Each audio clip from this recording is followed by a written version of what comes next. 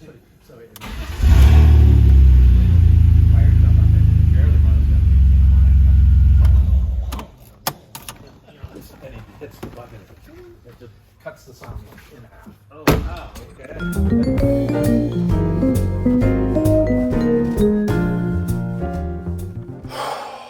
okay. End clip here on Monday. Today was just as crazy as I feared it would be. Three major things today. Number one was a call with an FCP Euro wholesale representative this morning.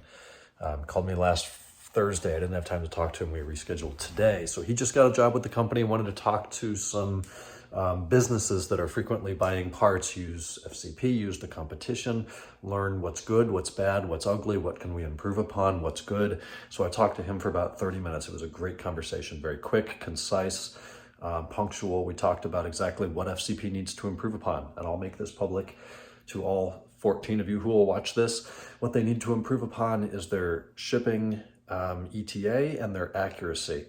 So right now it takes me 2 to 3 weeks to get parts from FCP, and there's a 25% chance that there will be items missing or damaged in the box, and that is a huge, huge, huge problem for me.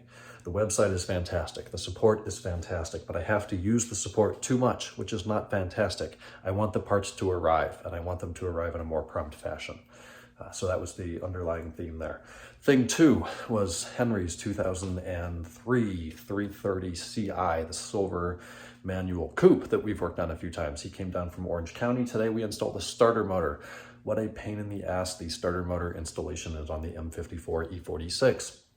BMW thought it was a good idea to put the starter motor at 1130 on top of the bell housing, almost at the dead center vertex of the transmission bell housing mating surface. So you have to remove the vacuum line for that little exhaust flap thing, which is the dumbest shit in the world. You have to take that off first. Well, the belly pan and the chassis reinforcement plate, followed by the vacuum canister and those lines that crumble once you touch them, of course. Plus the thing's seized anyway, so it doesn't work out of the muffler. Then 4 electrical connections, of course, after disconnecting the battery. And then you've got to remove the exhaust system from the headers back, and then the drive shaft, the heat shields, and lower the transmission, and then get to the bolts on top. They're external Torx 12s, take those off, and then put the new one in, tighten it down, and put it all back together. So we did that.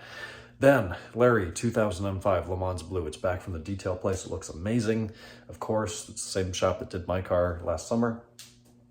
We had to do a rear right window regulator, and we bought the Euro premium part per his request from ECS. That does not come with a motor, so we transplanted the motor, took off the door panel, vapor barrier, replaced the regulator, put the window and the trim and everything back in, resealed the vapor barrier, put it back together, donezo. Painting is done in the shop. The guy was in there on Friday when I flew up to Seattle. It's done, but it's not done. It needs another coat, or there's places that need to be touched up. I can see some of the smoker's tooth yellow through the paint, and there's just a couple areas that need to be touched up. So I think I'm gonna end up doing that more on my plate. A little bit frustrating.